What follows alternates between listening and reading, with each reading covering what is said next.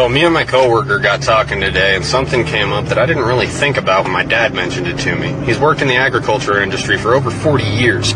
This year, farmers are being offered 1.5 times the value of their crops to destroy them. They're also being told by the federal government they will not receive subsidies for farming if they refuse to destroy their crops. What does that mean? That means that the farmer cannot afford to provide you with food based upon the taxes the government is levying on him if the government doesn't in turn give him back his tax money to provide you with food.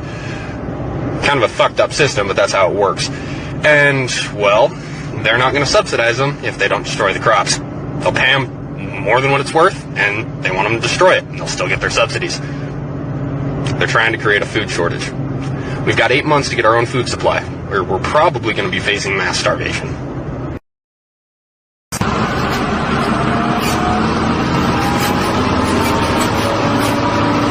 Oh, yes. Got our letter from the government paying us $3,800 an acre to destroy our crops. So I'm taking the shredder out, gonna go mow down some corn. $3,800 is $3,800, you know. Well, we're doing it, guys. Taking it down. $3,800 an acre to do this.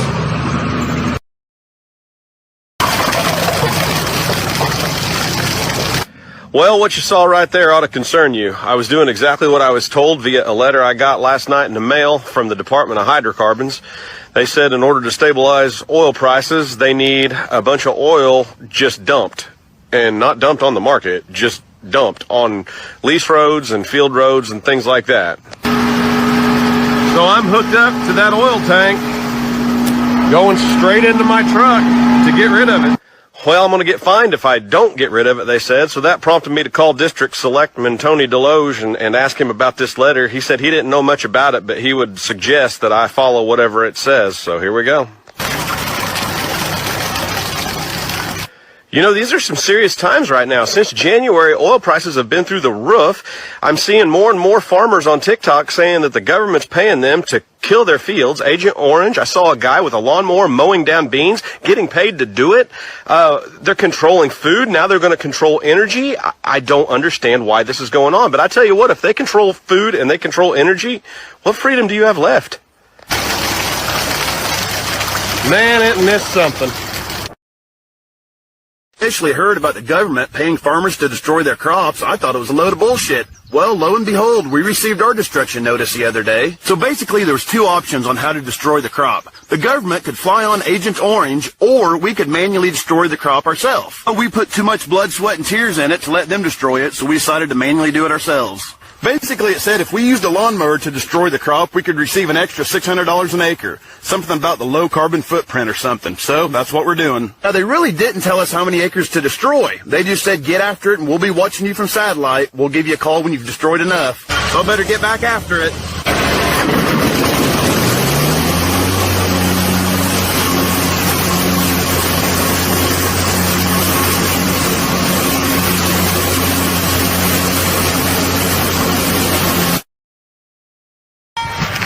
Yep. Plowing it up.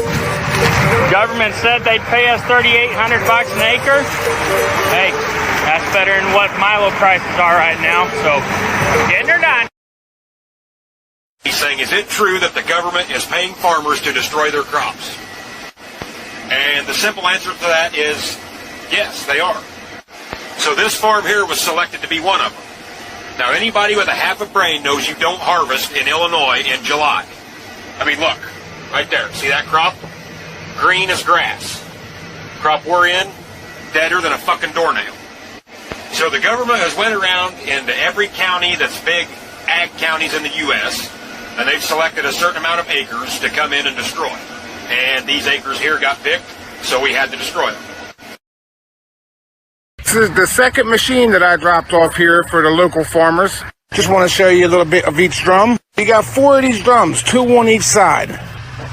Now you can imagine the damage they can do, not counting the blade which you can set down. So this will be the first field that we take care of. So all we're going to do is mash everything into the ground. And then I'm going to go pick up some steel plates, lay them across the road plates, so we can get the machines over there, start on that farm. So the farmers got paid by the government I don't understand what it's all about, but they got paid.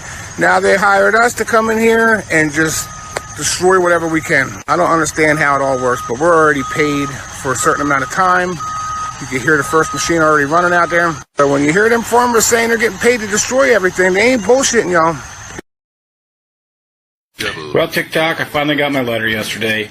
The letter asking you to destroy some crop. Along with the letter, I had to sign for a certified package, which included these two binders, and then, of course, this 3-ring binder on how to properly dispose of your crops. And as you can tell, this here is the affected area in my section of the county, closest town, and of course you can't run away. They even know where you live. So from the county tracts, then they break it down into these individual farm tracts that you have to destroy. And you can see the crop or the field. As long as we're together, it don't matter where. And this administration's agenda is to control the food and control the people. Biden wants to push OSHA into an extreme heat index for outside workers. You guys want to know what he thinks is hot? 80 degrees Fahrenheit. Let me tell you, here in Tennessee, it gets humid. And I push past because guess what? My girls still got to get fed, and that's my priority. And I chose this life in agriculture to feed you and your families. And they are trying to put fear in our lives. They're trying to kill off the American farmer. I know. We moved from California because regulations were getting so bad. And they were providing water to Los Angeles and San Francisco instead of the Central Valley. And they're doing it across America, trying to regulate our land, take our water rights. It is happening. It is time to wake up and start supporting your local farmers and buy local. This is the container that was in the video yesterday, and we have unloaded the container. Freight is setting at ports. It is not moving, and we're talking ports around the world. Now, the freight that was on this container was shipped 37 days ago. This is that freight behind me. Somebody is intentionally hindering freight from moving back and forth. There are ports that are stacked. The directive is let it set. Let it set. I reached out to my largest customer, this customer, and that's what I was told. That the directive is let it set. We are definitely going to experience shortages, the likes of which you have never seen. Walmart right now, and shit's getting real. Check this out. They're throwing everything away.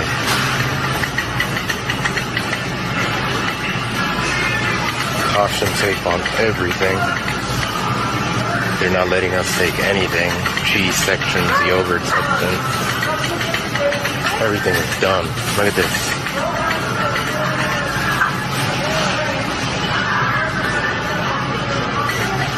Apparently all this is bad. It's tainted, apparently.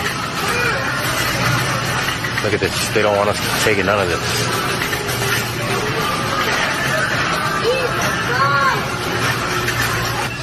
And the crazy thing is, I spoke to the manager, and the manager told me that this isn't the only store. There's 4 other local stores that are exactly the same. This is madness. America is already suffering a food shortage, which can be felt by rising costs and emptying shelves at the grocery store. But this is a cakewalk. It's going to get much worse. The writing, as they say, is on the wall. Any reasonable person can see that this is all being done deliberately. Over 10,000 cattle just died, and we are told that it was due to 100-degree weather. And in just the past 17 months, nearly 100 disasters have mysteriously befallen the American food industry. Dozens of catastrophic fires burning down food processing plants, in multiple cases caused by small aircraft crashing into them. Thousands of tons of meat destroyed. Over 2 million turkeys have been destroyed. Over 40 million chickens have been destroyed.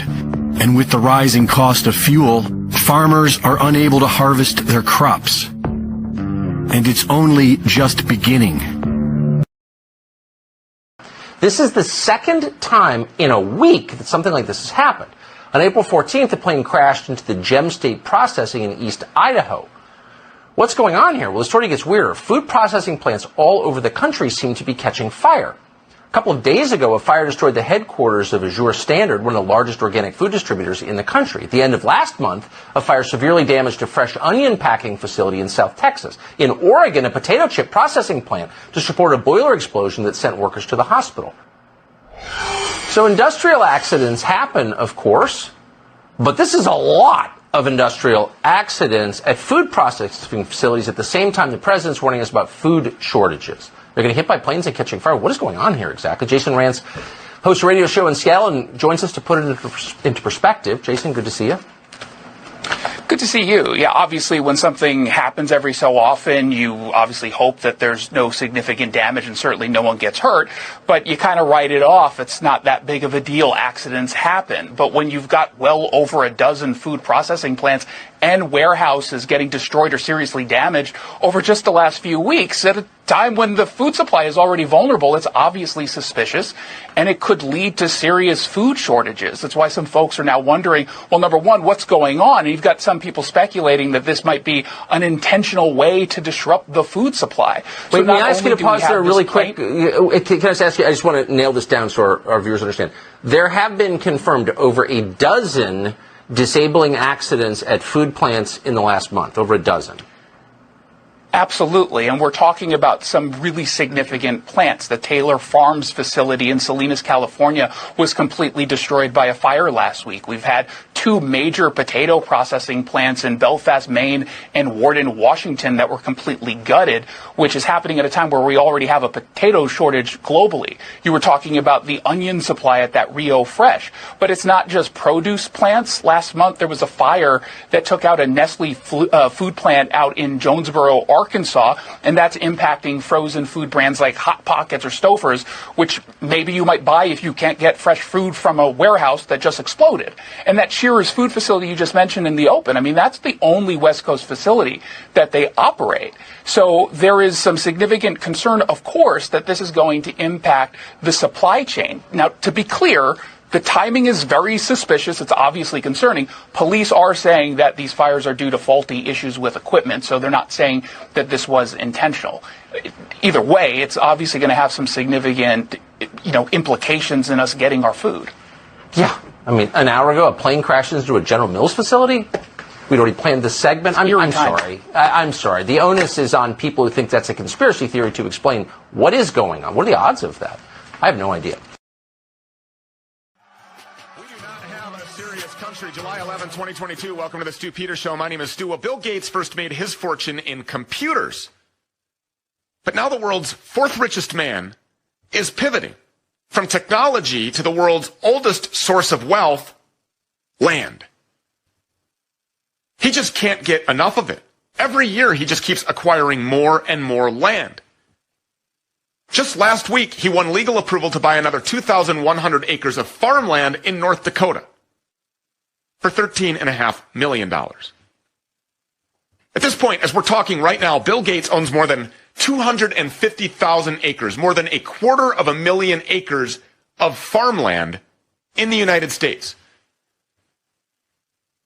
That's massive amounts of land. To get an understanding of how much land that actually is, it's more than 1/3 the size of Rhode Island. It's more than the 6 smallest countries of Europe combined. And remember, this is specifically farmland. This is a huge country, lots of land, but most of the land in America isn't used for very much. It's forest, or it's desert, or wetlands, or it's mountains, or just grassland used for pasturing animals. This land that Bill Gates is eating up isn't that. This is prime farmland, the most important land that we have. So here we are. It'll be fall soon. It'll be time for most of the world to harvest its crops. But all of the food that was supposed to be planted in Ukraine allegedly got screwed up by this war. All of the food grown in Russia has been screwed up by Biden's sanctions. And in the entire rest of the world, millions of farmers didn't even plant their fields because fertilizer was way too expensive. In the Netherlands, they're trying to crush their farmers' livelihoods. I mean, all over the world, circumstances are shaping up perfectly for a global food crisis. And now here we are with Bill Gates owning more land than anyone. What's he going to do with all of that land exactly? Farmland. What kind of genetically modified mutant food is he going to grow? Or is he just going to not grow any food at all? And since it's guaranteed that our fake lawmakers aren't going to do anything about all of this, what should we do?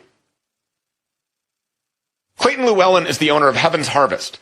Heaven's Harvest is a Christian-owned prepper food company with a huge variety of offerings. You can get buckets of survival food in amounts that'll last you anywhere from a few weeks to an entire year.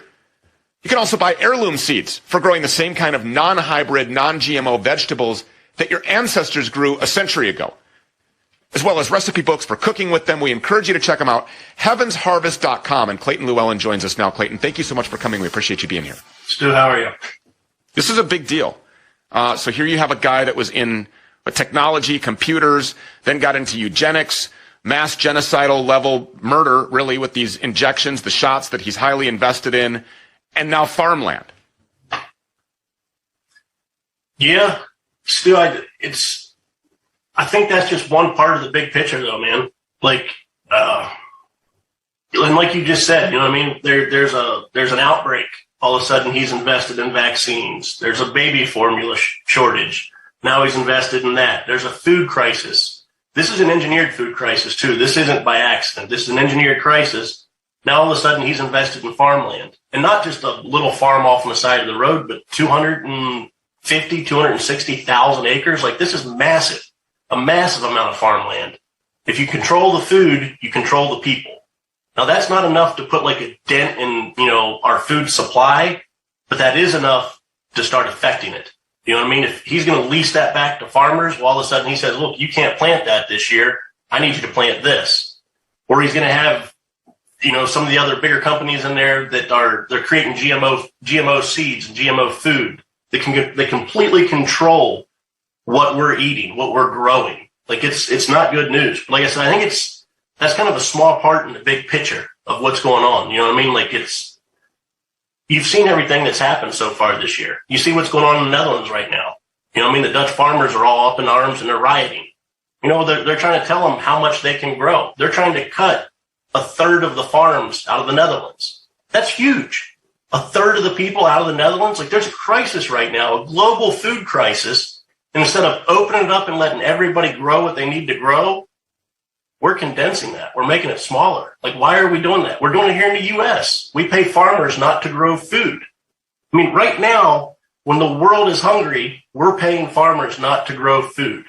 And is this a plan that could be contagious? I mean, he's not going to be the only globalist billionaire that sees this as a great opportunity to seize control.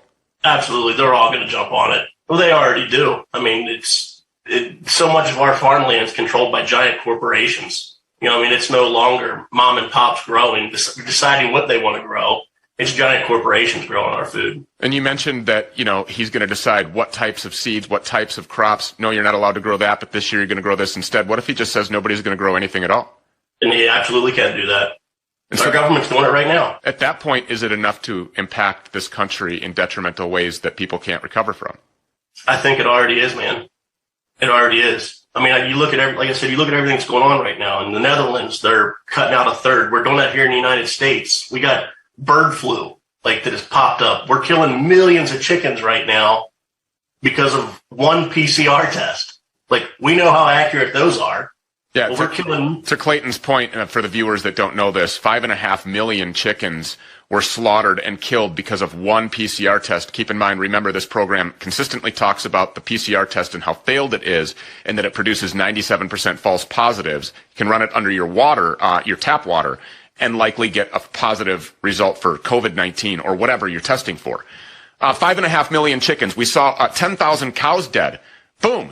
Just immediately because of heat. Who's buying that? Who's buying that? There's 10,000 cows. We got fertilizer shortages right now. This is an engineered fertilizer shortage. Like, Stu, I don't want to get into politics about that or that too much on that side of it too much, but this is an engineered fertilizer shortage. You know what I mean? Ukraine can be a neutral state. We didn't like it when Russia stuck missiles in Cuba. Why can't we keep them neutral? And all of a sudden we don't have a fertilizer shortage. We don't have a wheat shortage. Like, this is all engineered. Our oil and gas right now, we've put sanctions on oil, gas. You know, it's running the price up on everything. Farmers aren't planting because they know it's going to cost too much to plant and they're not going to get their money back out of it. So what do we do at this point? I mean, mass murder is the long game. Starvation is one method that they're going to use to do it. So how do we combat that? We've got to have our own food. We've got to take our food. We got to take it back. This can't be a government run entity. We've got to control it ourselves. And for years and years and years, we've controlled it. Look, they've tried COVID. We can't control people with that. You know what I mean? Half the population fell for it. The other half didn't. What's the one thing we all need? Food. How do we control people with the food? I mean, they've talked about it. This is the part of the Great Reset. You know, they talked about this at the World Economic Forum. The Rockefeller papers talk about this. Like, control the food, you control the people. And now we've given it up to Bill Gates, giant corporations. Like, they're running this one, you know, inside and out. You look at what Iran's doing right now. I mean, Iran's like putting up I know it's Iran, but they're kind of the first ones to start it, like a digital ID, to where if you want to buy food, you got to scan your face matched up to your driver's license, and then you get a discount on your food. I mean, you can still buy it, but if you want to pay $200 for a loaf of bread, you can buy it. If you want to pay $2, here, you got to scan your ID to buy food. Technology that was designed for good is always used and morphed into something that can be used for power and control and to affect subservience. I predicted and was called crazy for saying a long time ago the vaccine passport is going to be used with blockchain technology, and likely your smart refrigerator will require you to scan your vaccine passport in order to even open it up and consume food that day. That's really where we're headed. Oh yeah, absolutely. Absolutely. I mean, this is like a universal basic income disguised as food. You know, I mean, it's scary where we're going, and we've completely relinquished control of it. You know, we got to get back to where we take care of ourselves. You know, every family needs to have 6 months of food, a year of food. We need to start growing gardens. Stu, when I grew up, I remember Mom telling me to go down to the basement and get some potatoes out of the root cellar. Like, we all had root cellars. We all canned. We all had gardens. I mean, after World War II, we had victory gardens. We were encouraged to plant a garden to feed ourselves. Do you hear any of that right now? None of it. The only thing we're talking about is we've got world leaders coming forward and openly saying there's going to be a global food crisis. And they're not lying, because they're the ones that are manipulating all of this. They're controlling it. They're the ones that are trying to do this to us, and we have to be able to stop them.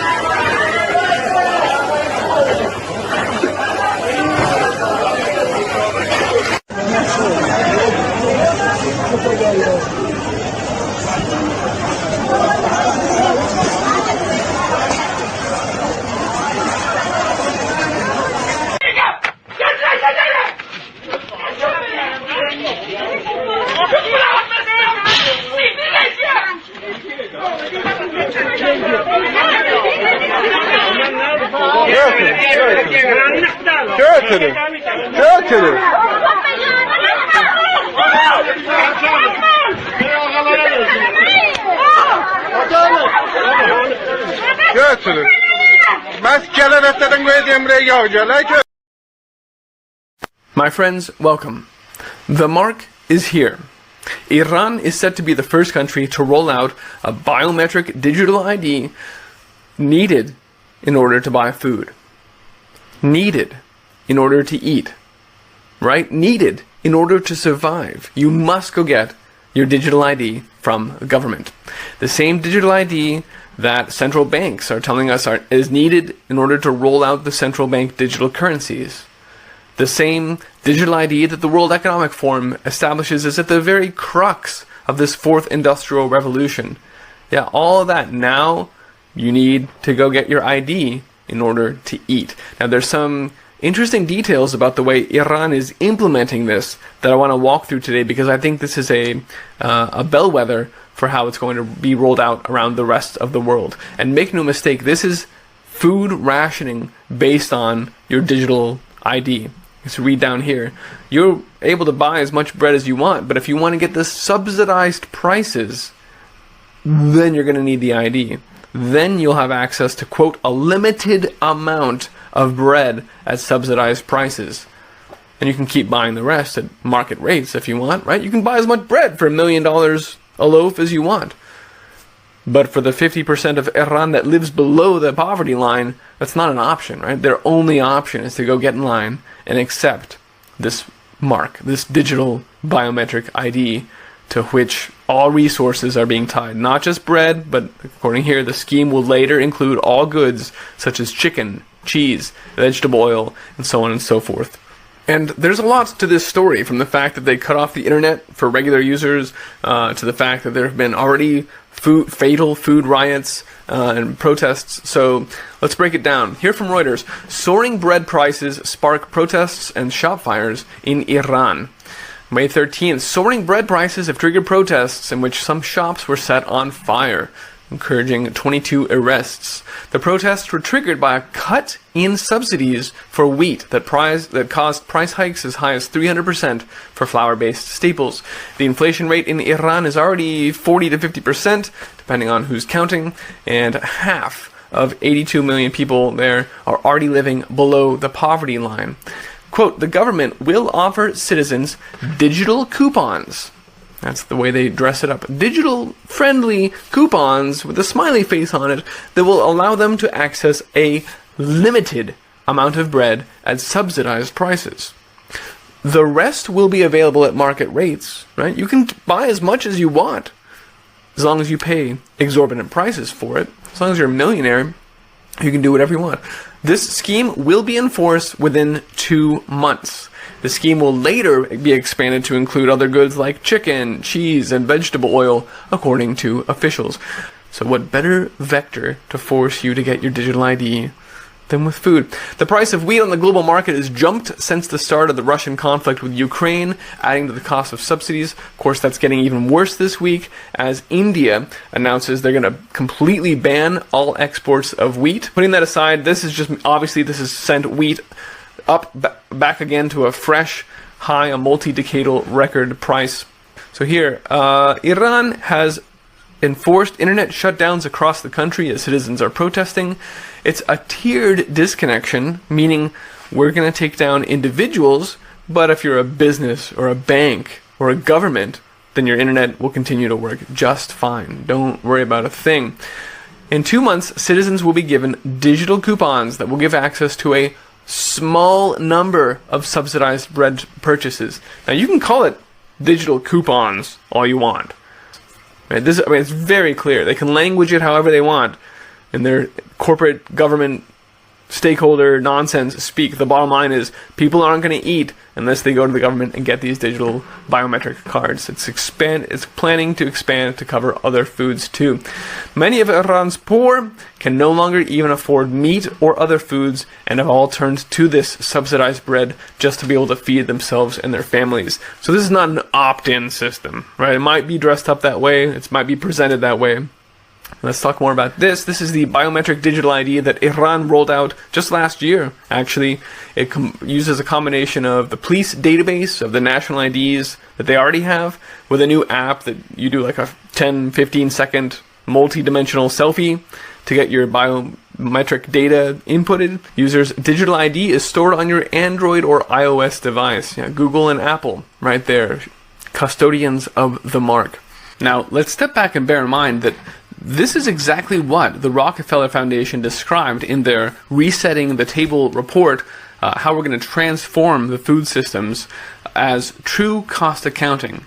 It is the wet dream of technocrats to just be able to assign arbitrary values instead of letting the market figure things out to achieve the goals they want. They actually put that quite bluntly. To realize these changes, this transformation of the U.S. food system, we need to do some things, including true cost accounting, considering not just real costs of production and distribution, but extended and indirect costs, like, for example, the carbon impact, the cow farts. An example of that, like I said, is the carbon taxes on sheep or on any animals. Here it is in Canada, impacting hog farmers. Now, of course, any farmers are impacted by this. Here's an example here of how hog prices have been going up, directly attributable to that carbon tax.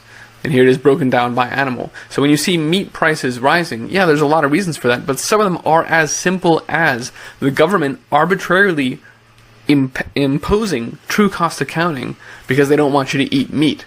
That's the bottom line here. And it's working. As those prices rise and people can't afford food, then they'll be forced onto these handouts from the government, which are, of course, effectively another thing that the Rockefeller Foundation called for, universal basic income, only disguised as food.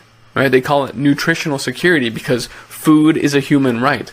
So you can see now a lot of the agenda that's described by the Great Reset and the Fourth Industrial Revolution is being wrapped up in assistance to hungry people, because that's how they're ramming this agenda through.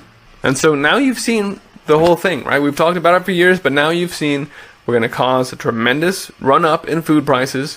When people can't afford to eat, we will offer them food tied to the exact system of slavery that we've been wanting to roll out. This is a classic problem-reaction solution, Hegelian dialectic played out using the most potent form of controlling people. As Henry Kissinger said, if you control food, you control people, and that's exactly what they're doing here.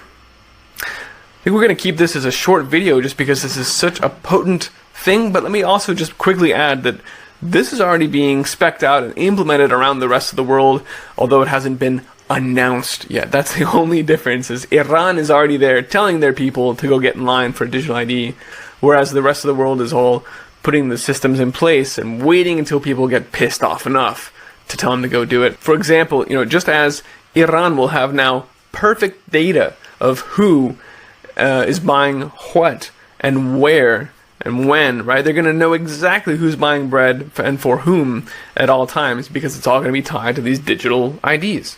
The government in the US is also working on something like that. They've already implemented an AI weapons system that is ingesting all retail transactions from grocers around the nation. This was done in early 2020, as you can read here from Defense One magazine, in order to monitor the supply chain for weaknesses.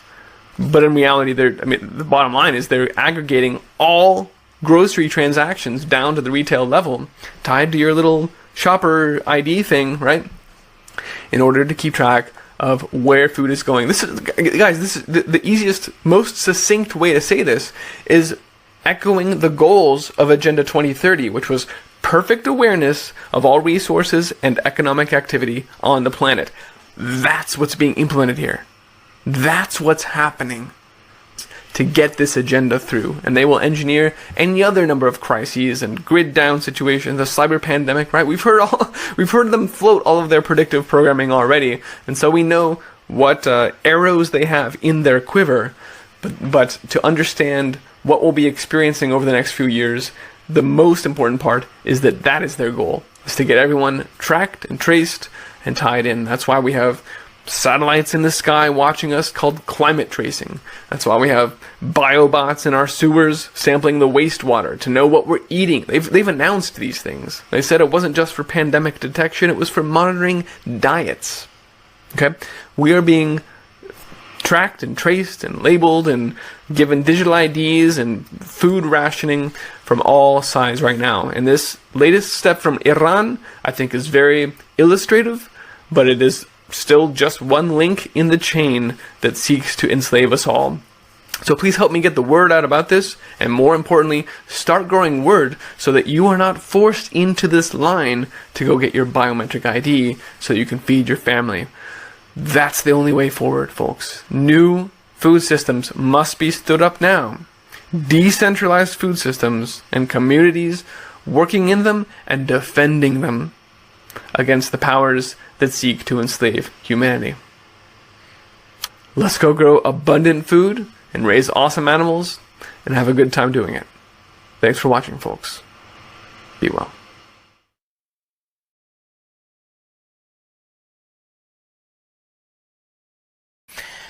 So we're going to start out by talking about the imminent famine. The situation in KwaZulu-Natal, the KZN province, is becoming dire as stores are closed or empty. Most stores been looted multiple times. They're closed or completely empty. And gas is running out. One KZN farmer was forced to dump about 28,000 liters of milk a day amid the riots. And we have a video clip here of the milk being dumped onto the crops on a farm for some reason, which is kind of weird.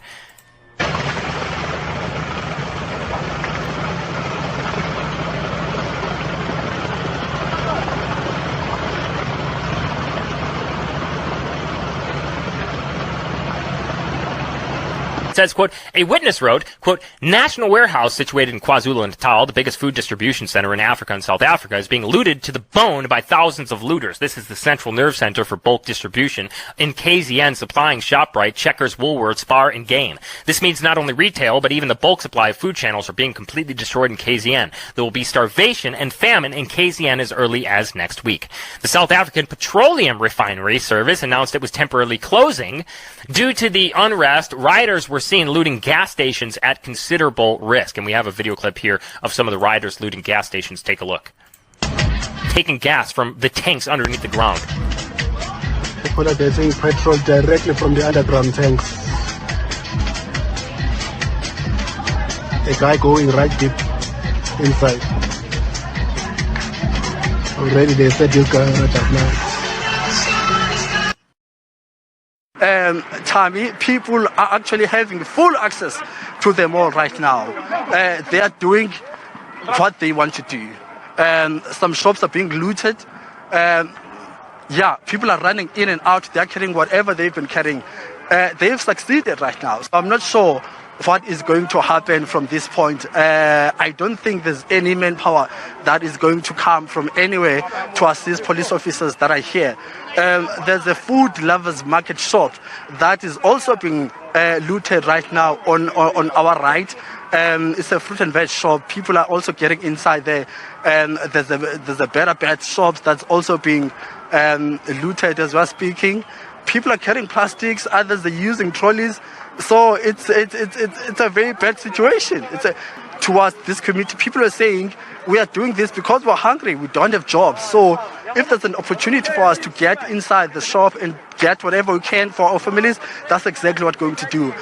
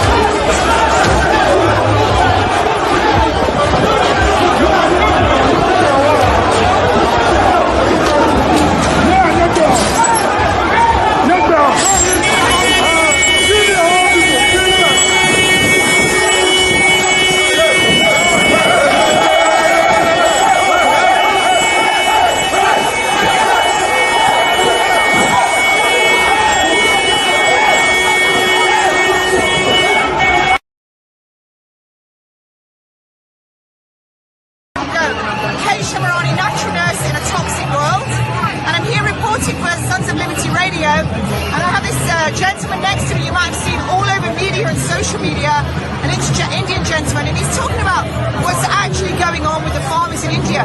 Now, I myself myself this week noticed that there was a definite decrease in the foods on the shelves in Waitrose supermarket, and it was the same in Sainsbury's and Tesco.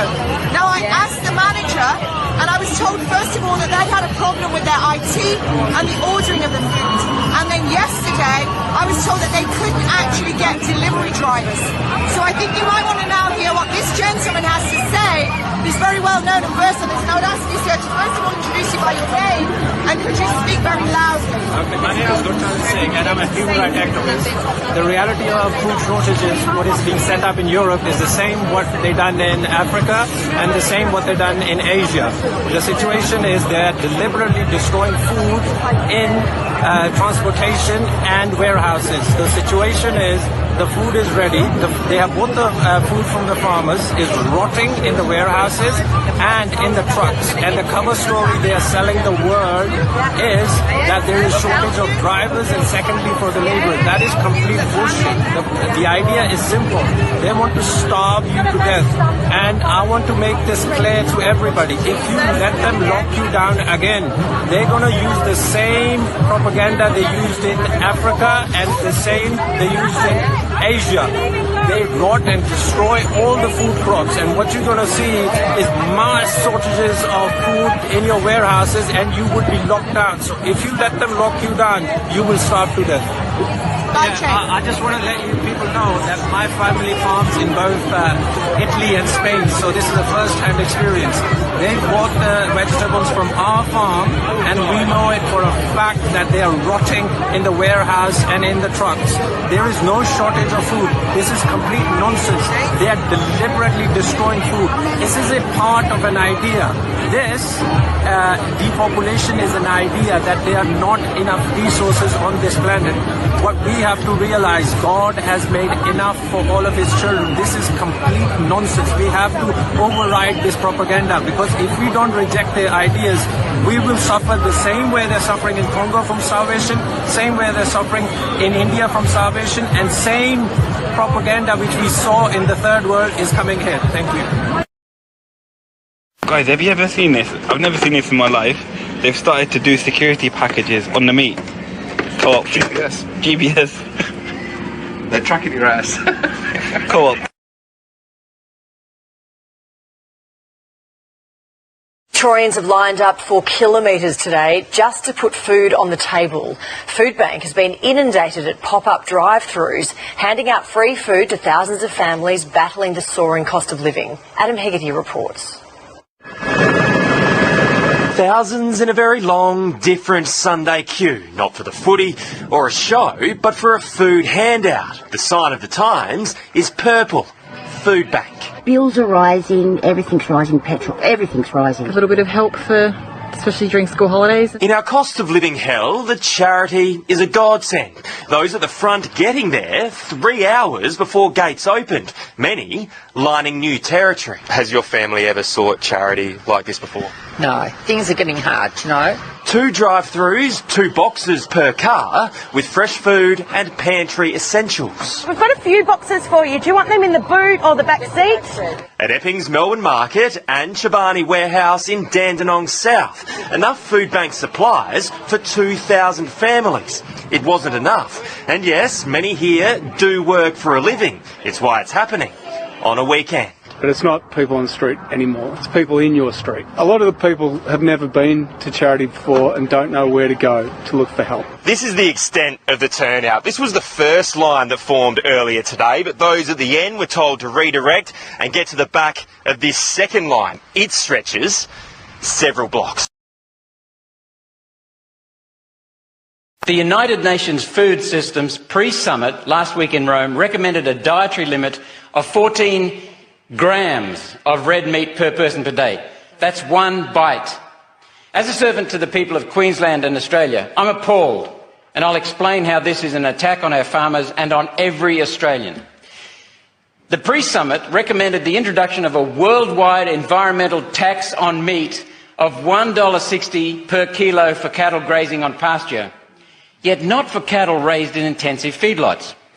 That distinction reflects the influence of large multinational feedlot operators and the lack of influence that family farms have in the UN's eyes.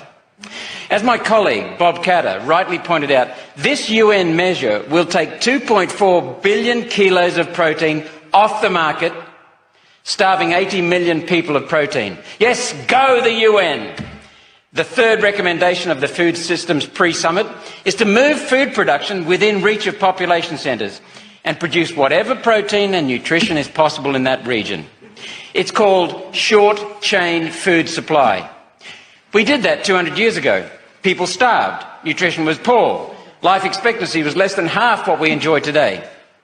Then along came long-chain food supply, allowing countries like Australia to grow crops to feed and clothe those in need.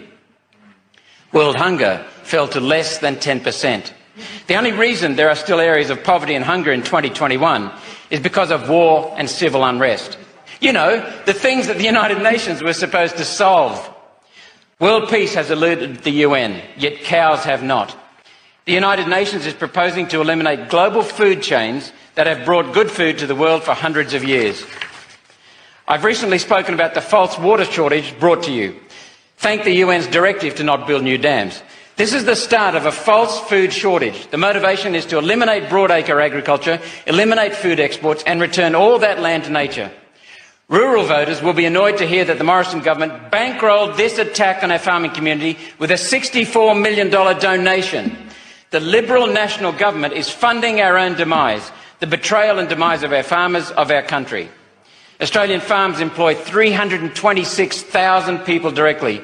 They contribute $75 billion to the economy and $60 billion to our exports. Without the bush, we'd be stuffed, broke and hungry.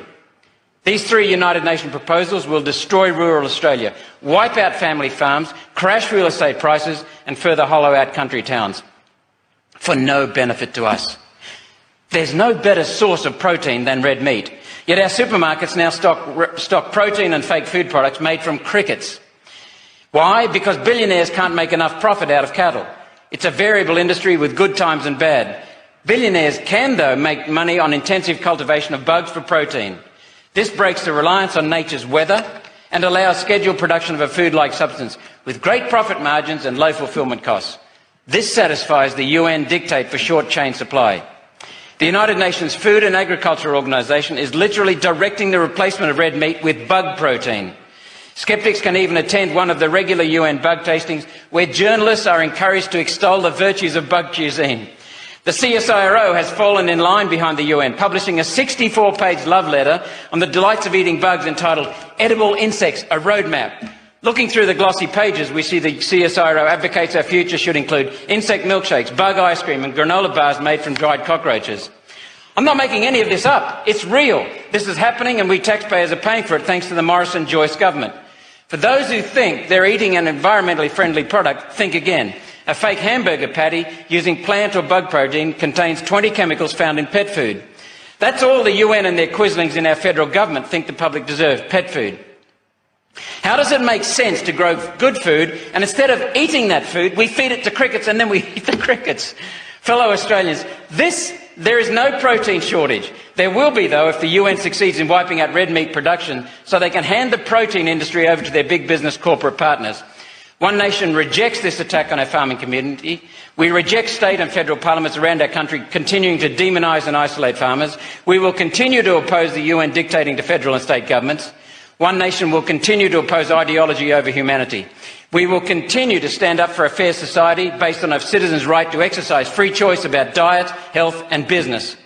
We have one flag, we are one community, we are one sovereign nation. It's time to withdraw from the United Nations.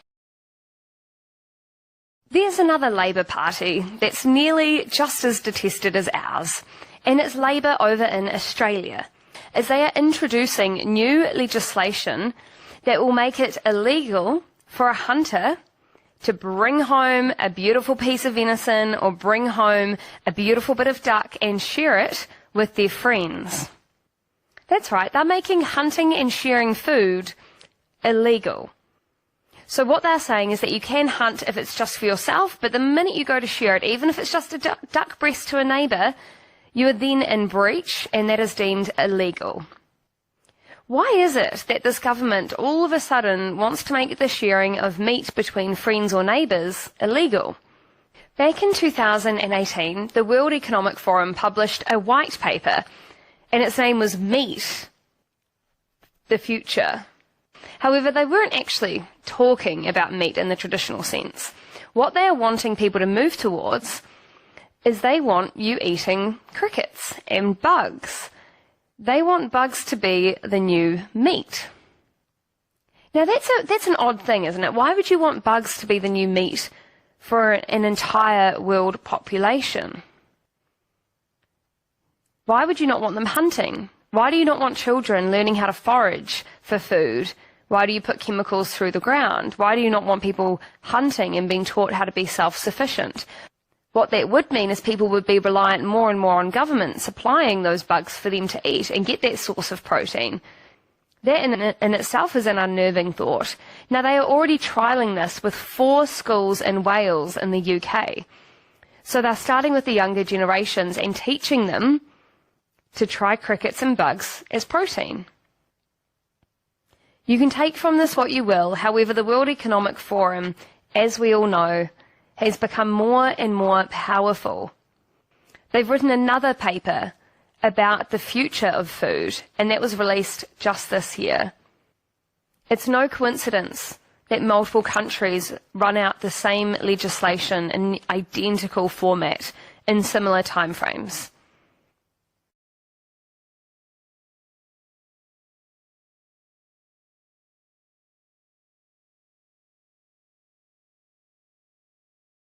I'm Nicole Kidman, and I am going to eat a 4-course meal of bugs. I am here to reveal my hidden talent, eating micro livestock, cornworms. They're still alive.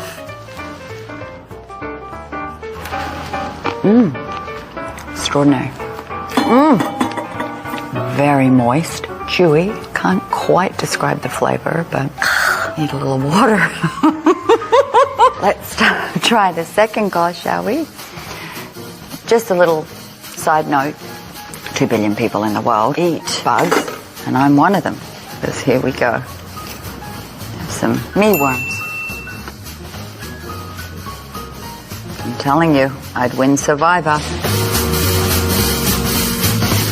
That is a fruity taste. I'd recommend it. Here we have. Oh, crickets. Oh, nothing. Oh, awesome. Like nothing you've ever tasted. Like a hairy nut. Don't. Oh my gosh. A nut from the shell. And now for dessert. The fried grasshopper. These are amazing. These are exquisite grasshoppers. I recommend them to anyone. Thank you for spending so much time with me and watching me eat bugs. Till next time.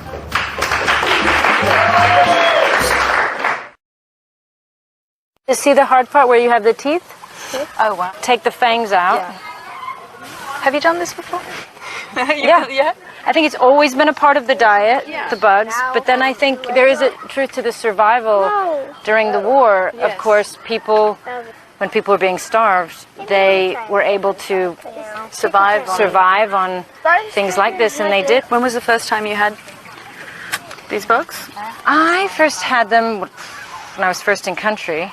Crickets. You start with crickets. Yeah. Crickets in a beer, and then you kind of, move up to tarantulas. Go ahead. How do you flip a scorpion? Good? Is that good, guys? Dinner. You want to share a spider?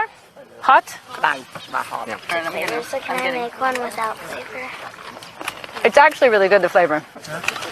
Okay. Nice. Huh? I can see why you're into this. It's hard to chew, the scorpion. Dried chips. Like chips, yeah. Some chips like and some... flavorless chips. Yeah. Many surprises. Well, Well, insects have long been a part of the diet in Asia and Africa. In Europe, not so much. But habits are, of course, changing, especially as people avoid more animal products. And some see a market developing there. Well, today, the European Commission has officially declared mealworms to be food. It could be a game changer for insect farmers, many of whom are operating under temporary licenses. They're now hoping to grow their businesses and turn insects into another source of protein for Europeans, even if just a niche one. Our reporter Lars Halter visited one of Germany's largest insect farms and sent us this report. Schnürpflingen, a little town in southern Germany, not far from where the Danube River starts its long journey east. There's a small church and fields as far as the eye can see. And it is right here where you can catch a glimpse of the future of our food. And these guys have nothing to do with it. No, we're looking at another source of protein, and it's coming from this rather nondescript place. 2 huge factory buildings. The farm is called 6 Feet to Eat, and they're raising mealworms here. These tiny insects, just over 2 centimeters long, could be key to feeding the planet. Literally millions of insects are being raised here. Mealworms, crickets, grasshoppers. Each breed with very particular needs, like steady temperatures of up to 40 degrees. The insects live for just 4 to 5 weeks before they make their way into a fridge, fall into a deep sleep that ends in a roasting oven. They're packaged and sent to stores, restaurants, or straight to consumers, who are currently paying premium for the product. But with the EU paving the way, the company hopes to produce cheaper soon.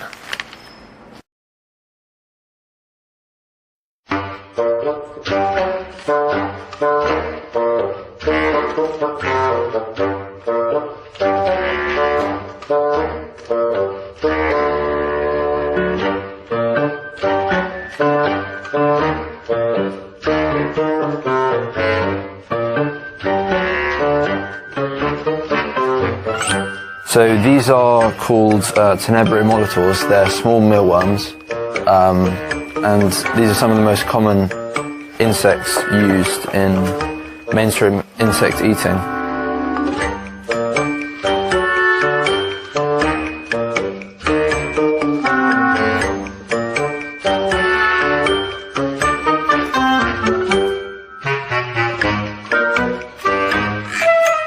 These are the Zophoba morio. The vegetables that we use are from local shops. So anything that goes to waste, we take and give to our insects.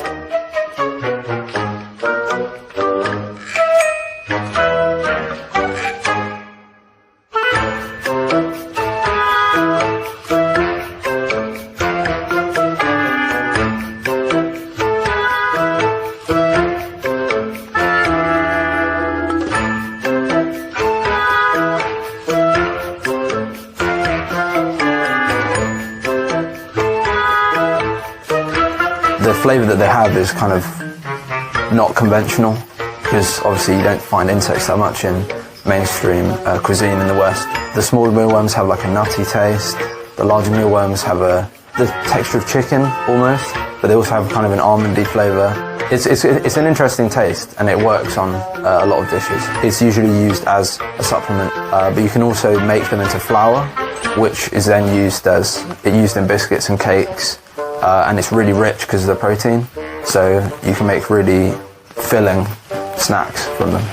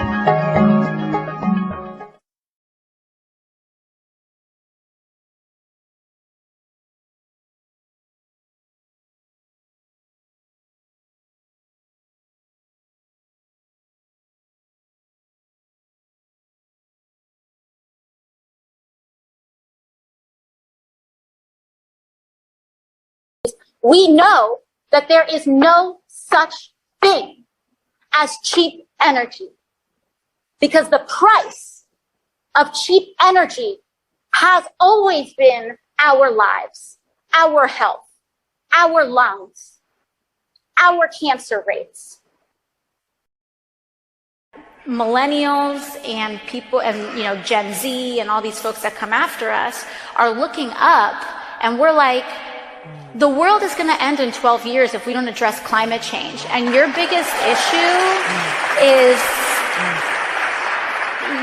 your biggest issue is how are we going to pay for it? And this is the war. This is our World War II. The trampling of indigenous rights is a cause of climate change. The trampling of racial justice is a cause of climate change. The fossil fuel industry and the future of humanity are fundamentally incompatible. They just are. I mean, that's not a political opinion. That is the science. We continue to burn fossil fuels, our planet will become inhabitable. Even while I was on vacation, I woke up in the middle of the night at 3:30 in the morning, just concerned about climate change. I'm 29 years old. I really struggle sometimes with the idea of how to be a policymaker and potentially have a family in the time of climate change. And it really freaks me out, and it can be really, really scary. We are kind of blowing past a lot of the markers that scientists thought would happen years from now, and they're actually happening now. Our glaciers are melting, our sea levels are rising, and I'm scared sometimes too about the world that I'm going to be living in, that we're all going to be living in. I sometimes fear what we're going to be living with when I'm 40, 50, 60 years old. I'm scared about disease. There are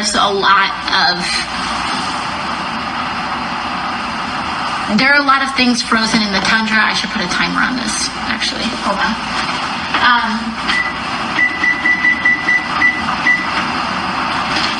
There are a lot of diseases that are frozen in some of these glaciers, that scientists fear that there's a potential that a lot of diseases could escape these melted glaciers, things that were frozen for thousands of years, and that they're going to get into our water, and that humans could contract them, and they are going to be diseases that are thousands of years old, that have vectors that we are not prepared for, that we have never seen. And so, that's a concern. Even if there are no diseases frozen at all in these glaciers, you have diseases that are spread by mosquitoes, and now mosquitoes are starting to fly further north that carry diseases like malaria and a whole slew of other things. So there's disease, there's sea level rise, there is, and by the way, sea level rise is probably one of the most expensive parts about climate change. You think overhauling our economy to decarbonize and save the planet is going to be expensive? Try not decarbonizing our economy and allowing sea levels to rise. You think artificially having to create our food supply because the earth no longer can sustain growing foods naturally, or the sun is scorching the earth so much that we can't grow the foods that we used to be able to grow? That's going to be a lot more expensive. So we need to bite the bullet on the cost, because the alternative to not spending the money is A, death, and B, spending even more money. So, but anyways, I understand the fear, and I am not immune to that fear. I think about the kind of family that I want to plan, but even now, you know, when you put climate change on top of that, I know that I want to, you know, perhaps have one less child than I thought I would maybe have if I can even have a child biologically. I don't know. Just, you know, I haven't tried. First of all, we need to start getting comfortable with how extreme the problem is, because only until we accept, frankly, how bad climate change is and how bad it can be for our children's lives, are we going to be comfortable pursuing really big solutions. And frankly, when it comes to climate change and climate change policy, we need to support the biggest solution that's on the table. This is not about like just putting solar panels on people's roofs. This is about changing our consumption. This is about living our whole lives in a way that is more sustainable and humane. And it goes through everything, and people may not like it, and they may say, oh my God, blah, blah, blah. Like, we're not trying to end cows and plane travel, but we need to change our lives. All of it. Our whole lives. There's a lot we have to do.